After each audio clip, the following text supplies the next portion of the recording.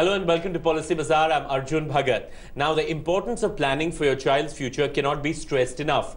According to a recent report, the cost of higher education in India is rising at about 10 to 12% every year and is now one of the biggest cash outflows that families must plan for. Now, just to give you a perspective, a 4-year engineering course that costs roughly around rupees 6 lakhs today is expected to touch rupees 12 lakhs in 6 years.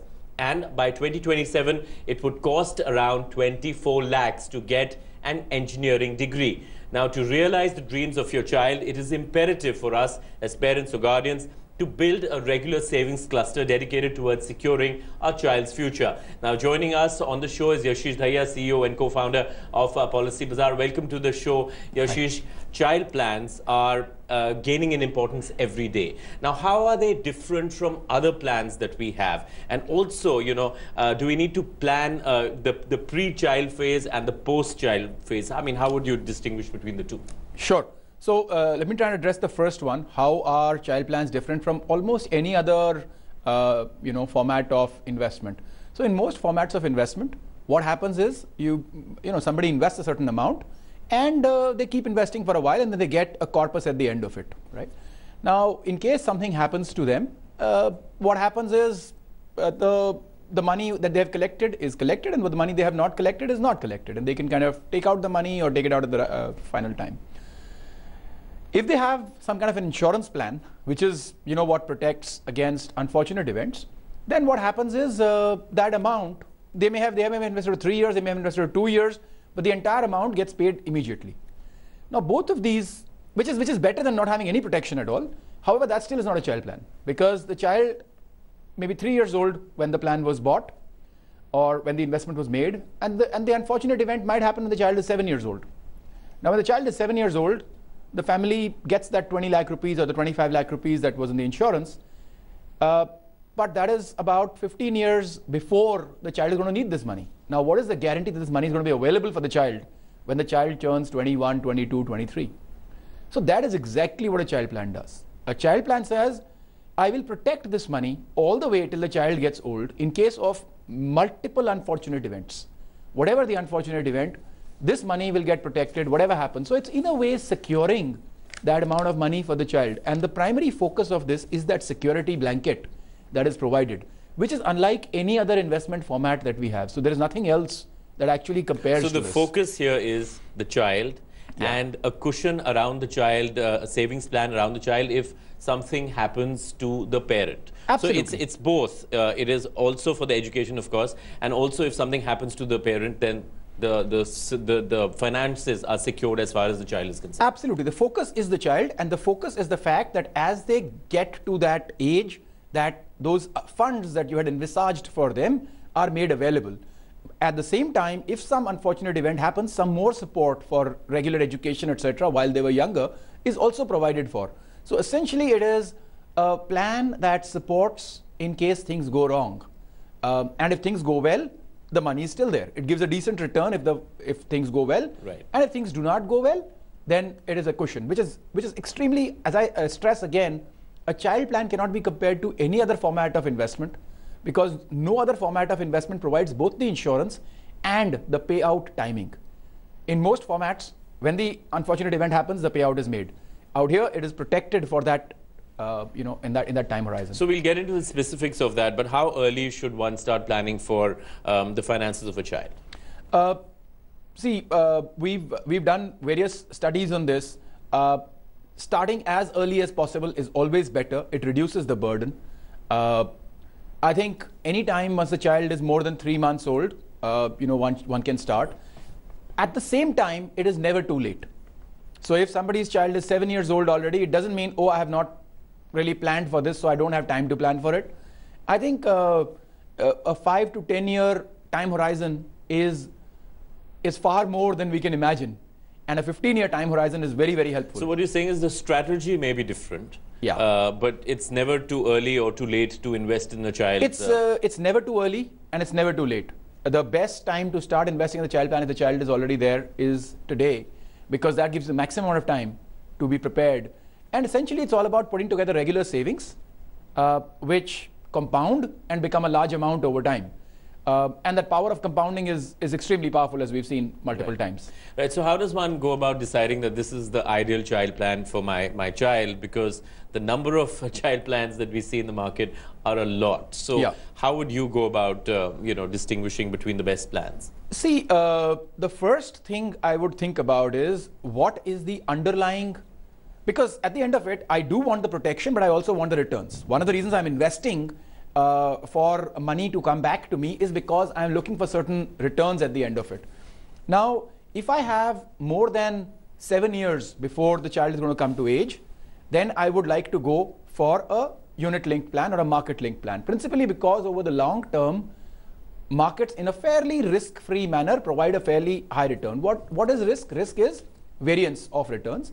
Over a very long period of time, the variance of returns comes down, because in 1 year the market may go down, in one other year it might come down, but over 7 years plus, the market has never really gone down ever, and it usually gives a good return. So there's never been a period in history when in India when over a 7-year period the markets have not given a 10% return or so. So they will usually do much better than fixed investment, and hence it makes sense if you have more than 7 years before the child. So if the child is less than 13 or so, you must go for a unit-linked plan. If the child is older than that, then you must go for a fixed return plan, which can be either guaranteed returns or it can be some form of fixed deposit, etc. So that's the first piece. The second piece, once you've sorted out which type of plan you're going to go for, market-linked or fixed, then you go for the what all do you want protection against. So we're talking about riders at this stage. Yes. So in the riders, it's very important to understand. So there are various things there are various unfortunate events. Now the thing with unfortunate events is we all hope and pray they never happen to us, but statistically they keep happening in the world. So they're happening to somebody, and one has to be rational about it, that it can happen to us just as it can happen to somebody else. So that means if these events are happening, there's a possibility, there's a probability that they can happen to any individual. And basis that, one needs to protect against all those events. Those events can be death, they can be a disability, they can be a critical illness, they can be some form of terminal illness, they can be just hospitalization, because in case somebody is long-term hospitalized, they may not be able to, they may lose their job, they may have various difficulties. So all these are different formats of riders which can be covered against. Riders, the way you should look at riders, of course, the basic rider every child plan has, which is the death rider. Without that, you cannot have a child plan, because it won't be called a child plan. But in addition to death, disability, critical illness, accidents, which is another form of disability, all these you must make sure many of these are also covered. Premium. Because waiver of premium. So then comes the third part. What are the benefits? Because riders are, one format is what are the risks which will be covered. The second is what benefits will be provided to the family in case those risks occur. So waiver of premium is one. Waiver of premium implies that the individual would never, that family would not have to pay any further premiums, and the policy amount would still be protected for them. And then there is family income benefit. So family income benefit is a certain amount of income would be provided to the family. So suppose an unfortunate event happens 3 or 4 years into the plan, and the plan is a 15-year plan. For the remaining 11 years, some income will be provided to the family. There can be additional benefits provided, which may include health of the family, which may include certain costs toward the education of the child, which may include certain costs for buying books, etc. So just look at those benefits, because see, you are buying something for protection, and hence being aware of what protection is being provided and what situations is being provided is important. You're going to spend a huge amount of money in any of these decisions. So I think it makes sense to understand. What about the cost factor for riders? Is it very expensive, or is it a marginal It's usually marginal. See, legally the rider cannot cost more than 30% of the plan. So that is both a positive and a negative in my view. It's a positive because the cost cannot really be very high, but it's a negative because the riders can only cover so much. So you can't have all the riders in one plan, because the cost will go beyond the 30%. Right. So, but that's the range. So typically the riders will cost between 5 to 20% of the plan. Right, Yashish, we have to take a short break. We're going to continue our discussion on child plans. There are a lot of questions here, but you can tweet us at Twitter at @PolicyBazaar_in, email us at queries@policybazaar.com, and we'll see you shortly after this break. Keep watching. Subject of child plans. Yashish, what should an ideal cover be as far as a child plan is concerned? How do you decide based on the family income or the parents' income or the future that the expenses that might be needed? How does one go about it? Yeah, so the child plan it's a combination of the two. One has to take a view on the future expenses. So if one's child is 3 years old and they expect the child to be doing an engineering degree, as we were talking about, so the engineering degree is probably about 15 years away, which is the time frame we took there. It's going to cost about 24 lakh rupees. Now, if it is going to be about 24 lakh rupees, then that is the cover one is looking at. Now, if one is looking at a 24 lakh rupee cover, maybe one has to invest about 50-60,000 rupees every year to be able to build that up, along with the returns that has the potential of building up to maybe a 30-35 lakh rupee cover. So that's the way one would go about it. Of course, one would then look at the person's income and see if that works. There's a certain tax benefit that every family gets. So child plans are covered under the tax. Yeah, under the tax. So up to 1.5 lakh rupees of investment is tax exempt, and clearly, one can take advantage of that. But the way one would look at it is, what is the expected cost in the future, and if that is the cost, then that is the cover you require, because that's the amount that's going to be paid out. So Yashish, we've talked about child plans, the specifics of the plans, the time that one needs to look at as far as the horizon is concerned. What about other investment options? Because people are looking for other options as well. And what about the term plan aspect of it? Should a parent have a term plan? Because you've got staggered payments for term plans as well. Yeah. So see, I'll come to the term plan question in terms of other options that one has. If the child is quite young and a lot of time, one can always take the option of standalone ULIPs. There are some really nice low-cost ULIPs out there, and one can take those options. If one has less time, so say one has only 5 years left or so, then I would try to guide them more towards fixed deposits. So you could go and take a 5-year fixed deposit in a bank, and that will give you decent returns over the 5 years. Of course, it doesn't have the same tax benefits as an insurance plan. If you wanted to go for an insurance plan, I think there's nothing for 5 years or less than 10 years. So I wouldn't advise it at all. So it depends on the time you have. If you have more time, the low cost ULIPs. Now you ask the question of the term plan. Now the term plan is a very specific plan, and its objective is not just child education. A term plan has got multiple objectives. The term plan essentially covers for death, in which case of the primary earning member, in which case liabilities need to be paid off, which can be home loans. The entire cost of the family, which could be the spouse's cost, the parents' cost, the children's cost, does need to be covered in that, and not just for a short while, but for a pretty long time period. And child education is one component of it. So I think a term plan is a much bigger plan in terms of total coverage than a child plan would be. So if somebody is taking, I would say, a 25 lakh rupee child cover, they probably are looking at a 1 crore term plan. I'm giving very rough numbers here. So term plan you wouldn't take just to cover a child plan. What about mutual funds and property? I mean, these are other options that people definitely are, and specifically property is quite expensive, and not many people have the ability to buy a second home or a second property. But if somebody is looking for foreign education, then I think property is a great way to build up their corpus. Mutual funds are exactly like low-cost ULIPs. So when I said low-cost ULIPs, I meant low-cost ULIPs or mutual funds. Today the reality is the low-cost ULIPs are cheaper than the mutual funds. So if they are cheaper than the mutual funds, they're likely to give you higher returns than the mutual funds, then of course you would go in for the low-cost ULIPs. However, were that not the case, I would suggest... But that insurance aspect doesn't get covered in mutual funds. I mean, that's something that we want to... That is one component, but the very, very amazing thing about the low-cost ULIPs right now, because of the regulations that came in a while back, is that over a 20-year period, over a 15-year period, those are actually cheaper than the mutual fund, and they provide you the insurance as well, which is strange. It should not be that way. It's not normal. But that is the reality today as far as the consumer is concerned, and they should take advantage of that. The highest cost on a ULIP today is 2.25%, which is actually lower than most mutual funds. That's a total in place cost of a ULIP. So I think that's a big opportunity for investors that they should take advantage of. I think real estate essentially allows us to hold the money for a long period without, and the liquidity can be a challenge. So, would you be able to sell it at the right time? So, for example, I had a house in Gurgaon. It took me about 1 year to sell it. Now, one may say that Gurgaon is one of the most liquid places in this country. Gurgaon, Bangalore will be the most liquid places. So, if the house is anywhere off the chart, then one may not be able to sell it when you want to sell it. So, there's that issue.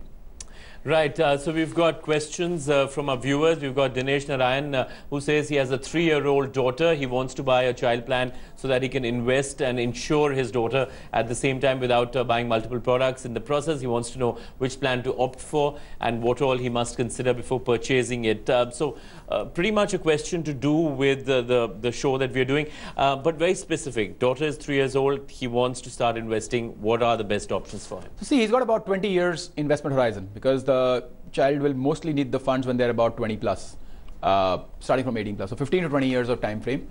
If you're looking at that kind of a time frame, the markets will give the best returns. So I would advise him to definitely go in for the ULIPs. Both low-cost ULIPs and child plans are good options for him. If he does not go for a child plan and rather goes for a low-cost ULIP, then I would certainly urge him to take a income-based term plan in addition. So income-based term plan is a term plan which also has an income component. So it does not just pay in one go. It pays over the next 10 years or the next 15 years in case of the unfortunate event. So that's what I would advise. Low-cost ULIP plus income paying term plan, or a straightforward child plan which is market linked. Right, we've got Nivedita, and she says she has a 2-year-old son. She wants to know if she must opt for a child plan now or wait till he turns 12. Okay, so if the child this is a question that often comes in. Should I wait? Yeah. Should I do it a little later? So let's see, when the child is going into university, he'll be 17, 18 years old. So if you wait till the child is 12, you'll have only 6 years of investment. If you start when the child is 2, you'll have 16 years of investment. It's pretty straightforward. However, the compounding that one does, so to get the same amount of money for the child when the child is 18, you would have to invest about 6 to 7 times more money if you started at 12 than if you started at 2. So now it's your choice. Do you want to invest 5,000 rupees a month or 30,000 rupees a month? I think the amount you invest will come out on a monthly basis. So, and that's the other thing I would advise consumers, since we're talking on child plans. I would advise consumers to go for monthly pay child plans rather than annual pay child plans, because even paying, I also pay taxes, and we all pay taxes, but paying in one go is usually more painful than paying every month. So if you go for a monthly pay plan, and 5,000, 10,000 rupees a month for or whatever relative to your income does not sound a large amount, but if you're paying your entire month's salary in 1 month, then it does become a large amount. So just go for plans which allow you to pay over a monthly basis. It also, especially when you're investing in the markets, it also smooths out any possible market ups and downs. So that's what I would advise. Right, we've got Kedar. He wants to know if he can buy a term insurance for his daughter online, and he asks if it is cheaper than other life insurance products in the market. So there are two things about a term insurance plan. One, the person must be above 18 years of age to get covered. And the second thing is the person must have income. If they don't have income, their spouse has to have income. So it's very difficult for, not difficult, it's impossible for a child below 18 to be covered under a specific term plan. There are some child plans though, which do cover children as the risk. I don't understand their concept. They're usually bought by grandparents because the grandparent is too old to be covered, but they still want to buy a child plan, so they make the child the risk, the risk coverage. They generally don't make sense to me. So, but should you be looking at that kind of a plan? You could do that. But children are not meant to be insured till they're 18 and not till they have an income. So I would usually urge you not to look for a term plan. A term plan is usually started when a person has got married and they have some responsibilities and some income at the same time.